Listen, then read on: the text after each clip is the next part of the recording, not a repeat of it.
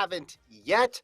Also, subscribe to the FloTrack YouTube account. Follow the FloTrack podcast on Instagram. Gordon, we got to give a shout out at the beginning of the show to Rick Corp on Instagram. Tagged us after watching last week's clip. You and I were incredulous about how all these running photos come to be. And right on time, Vanessa Frazier, Bowerman Track Club, posted a behind the scenes of a running photo shoot. And he was nice enough to tag us and say, hey, here's a little bit of insight. And we got to see kind of how this goes down. Although I will say, you and I don't think we're talking about this level of a photo shoot. We were talking more about a random picture in the middle of the street or out on the trail there. But a little bit of insight just into how the process of a photo shoot comes to pass here. So shout out to Rick for tagging us. Yeah, thanks, Rick. Tag us more if you're listening to this podcast or watching us or whatever.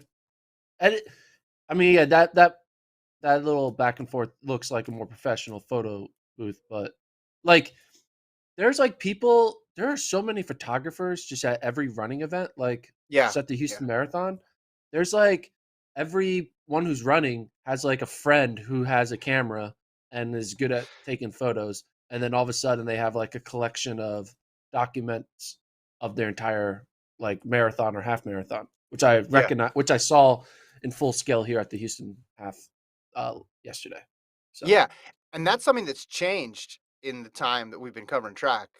Don't you think? Like I remember going to the Texas meet last year during the pandemic and just being blown away. Everyone had their own Instagram photographer with them, and that didn't used to be the case. It was like there'd be one or two people there taking photos and they'd tag people and share it, but everybody has their personal content creator. Are you still on the ground in Houston, by the way?